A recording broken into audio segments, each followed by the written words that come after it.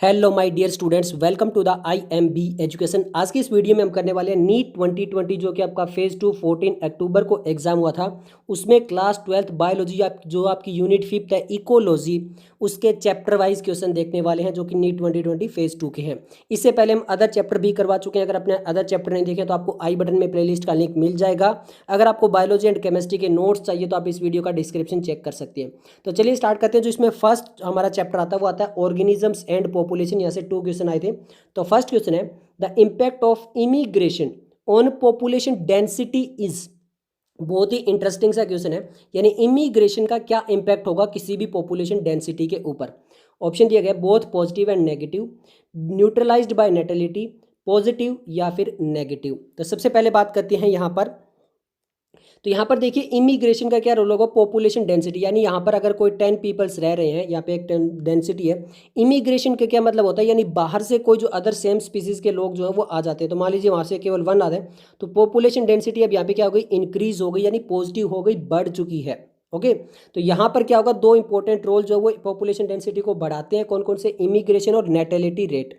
तो यहाँ पर ये दिया गया बहुत पॉजिटिव नेगेटिव, जी नहीं, केवल पॉजिटिव होगी। न्यूट्रलाइज्ड बाय नेटेलिटी, जी नहीं, नेटेलिटी तो और ज़्यादा इंक्रीज करके न्यूट्रलाइज नहीं करेगी।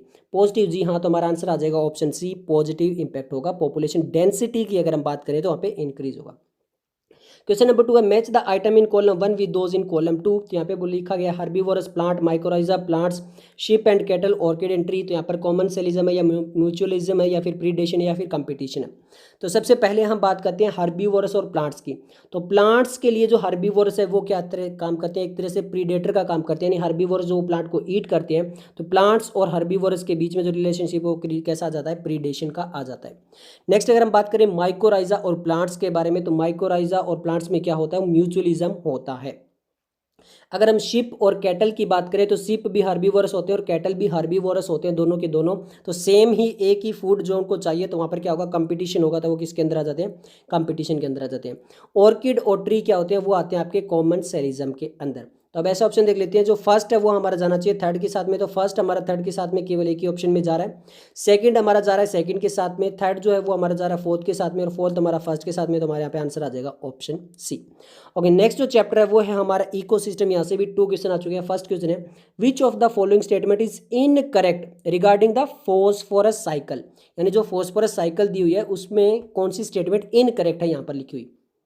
फर्स्ट देखते हैं, phosphorus solubilizing bacteria facilitate the release of phosphorus from organic remains. B है there is appreciable respiratory release of the phosphorus into atmosphere. It is sedimentary cycle, या फिर phosphate are the major form of phosphorus resources. तो यहाँ पे हमें incorrect statement बतानी है। Phosphorus solubilizing bacteria facilitate the release of phosphorus from organic remain, ये बिल्कुल करेक्ट लिखा गया। There is the appreciable respiratory release of phosphorus into atmosphere. अब यहाँ पर देखिए एप्रिशिएबल का मतलब है कि अच्छी खासी मात्रा के अंदर जो फॉस्फोरस रिलीज होता है, रेस्पिरेटरी रिलीज होता है। तो ऐसा बिल्कुल भी नहीं होता, नेग्लिजिबल या फिर यूँ कहे कि ना के बराबर जो वो रिलीज होती है फॉस्फोरस एटमॉस्फेयर के अंदर। तो ये जो वो इनकरेक्ट लिखी हुई है, तो हमारा आंसर आ जाएगा ऑप्शन बी, क्योंकि ये एक इनकरेक्ट स्टेटमेंट है। ओके, नेक्स्ट क्वेश्चन में भी हमसे ये पूछा गया विच of the following statement is incorrect, यानी यहाँ पे 2 क्वेश्चन है, दोनों में इनकरेक्ट स्टेटमेंट पूछी गई है।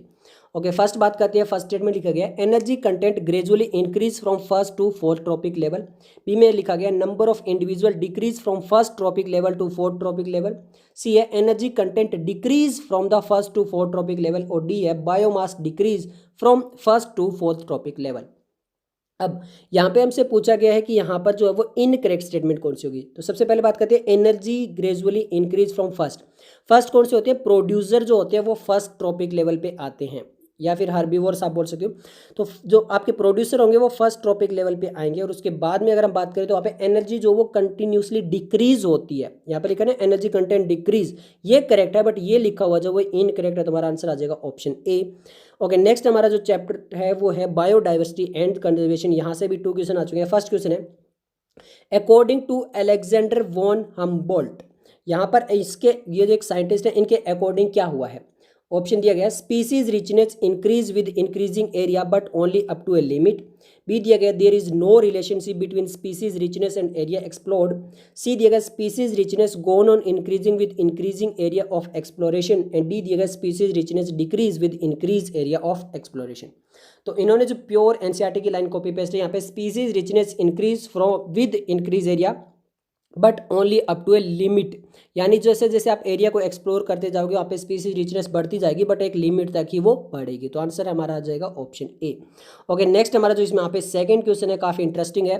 इन सीटू एक्स सीटू से यहाँ से कंटिन्यूसली क्वेश्चन आ रहे हैं। 2017 में भी आया था, 18 में भी आया था, 19 में भी आया था और आपके सामने 2020 फेज 2 का भी यहाँ पे क्वेश्चन है। In which of the following in each set of conservation approach and an example of method of conservation are given. तो यहाँ पे हमें in situ ex situ in situ ex situ के एग्जाम्पल दिए गए। Select the option with correct match of the approach and method, यानी बिल्कुल जो करेक्ट होनी चाहिए। इन सीटू की बात करें तो बायोस्फीयर रिजर्व बिल्कुल सही है। एक्स सीटू की बात करें तो सेकंड ग्रू जो है एनसीईआरटी में इन सीटू के अंदर आते हैं। सीड बैंक बोला गया, इन सीटू जी नहीं, सीड बैंक आपके एक्स सीटू के अंदर आते हैं। और एक्स सीटू में क्रायो प्रिजर्वेशन बोला गया, ये बिल्कुल सही है, आपका एक्स सीटू के अंदर ही आता है। तो फर्स्ट और फोर्थ जो वो बिल्कुल करेक्ट लिखा गया, तो ऐसा आंसर आ जाएगा ऑप्शन सी।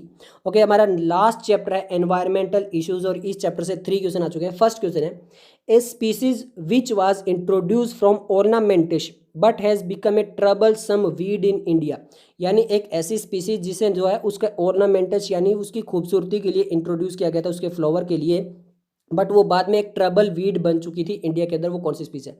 इकोर्निया क्रेसिपस, प्रोसोपिस जूलिफोरिया, ट्रापास सिपोनोसा या फिर पार्थेनियम हिस्टेरोफोरस।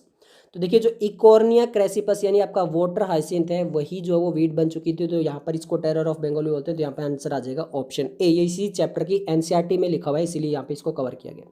सेकंड क्वेश्चन है air prevention and control of pollution act was amended in 1987 to include among the pollutants. तो यहाँ पर जो है 1987 के अंदर जो है air prevention control of pollution act जो है वो अमेंडेड किया गया। तो यहाँ पर इसमें क्या चीज़ और ऐड की गई? एलर्जी कोजिंग पोलन को, नॉइस को, पार्टिकुलेट ऑफ साइज 2.5 माइक्रोमीटर और बिलो को, या फिर व्हीकुलर एग्जॉस्ट को। तो यहाँ पे ये प्योर एनसीईआरटी में साफ साफ लिखा गया कि यहाँ पर नॉइस को भी एज ए पोल्यूशन माना गया कि ये भी एक पोल्यूटेंट की तरह होती है नॉइस भी। तो यहाँ पर आंसर आ जाएगा ऑप्शन बी। ओके, नेक्स्ट हमारा थर्ड नंबर क्वेश्चन है according to the central pollution control board यानी CPCB what size in diameter of the particulate is responsible for causing greater harm to human health, यानी किस size का particulate अगर होगा diameter के अंदर तो वो और ज़्यादा ह्यूमन हेल्थ को जो वो अफेक्ट कर सकता है। 2.5 माइक्रोमीटर, 4 माइक्रोमीटर, 3.5 माइक्रोमीटर या फिर 5.5 माइक्रोमीटर। तो साइज जो होना चाहिए वो 2.5 माइक्रोमीटर या फिर इससे लेस जो साइज होगा वो काफ़ी हार्म कर सकता है ह्यूमन हेल्थ को। तो ये सब कुछ इस वीडियो के लिए मिलती है जल्दी, तब तक के लिए धन्यवाद।